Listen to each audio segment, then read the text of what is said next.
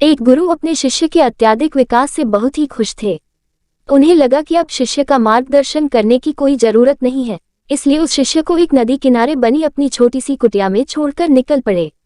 रोजाना सुबह स्नान के बाद शिष्य शेर की खाल से बने अपने कपड़े को सुखाने के लिए टांग देता था। यही एकमात्र वस्तु थी जो उसके पास थी। एक दिन चूहों ने उस शेर की खाल को कुतर डाला। ये देखकर शिष्य बहुत ही उदास हो गया।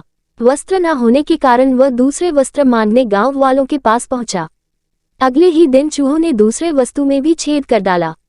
चूहे से परेशान होकर उसने एक भी बिल्ली पाल लिया।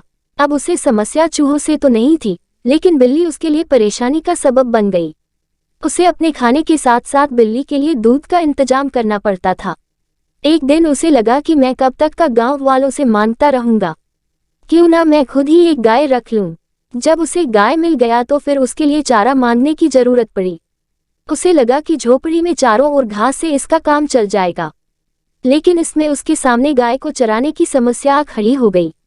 गाय को चुराने के चक्कर में उसे ध्यान के लिए पूरा वक्त नहीं मिल पा रहा था, इसलिए इस काम के लिए उसने आदमी रख लिया। अब सवाल आया कि काम करने पर निगरानी की। इसके लिए उस शिष्य ने एक महिला से शादी कर ली, जो इसके इन सारे कामों को निगरानी करती और उसके काम में हाथ बटाती। आगे चलकर ऐसा वक्त आया जब वह गांव का सबसे धनी व्यक्ति बन गया। कई सालों के बाद अचानक एक दिन गुरुजी उस गांव में पहुंचे। सब कुछ बदला हुआ देखकर वे दंग रह गए।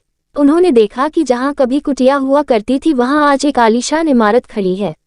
उन्होंने एक नौकर से पूछा, क्या ये वही जगह नहीं है जहां कभी मेरा एक शिष्य रहा करता था? नौकर उन्हें कोई जवाब देता, इससे पहले ही गुरु का वह शिष्य हाजिर हो गया।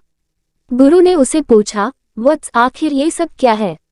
इस पर शिष्य ने कहा, आपको विश्वास नहीं हो रहा है ना? लेकिन मेरे पास सिवाय इसके कोई दूसरा तरीका नहीं था कि मैं शेर की खाल को हटा देता।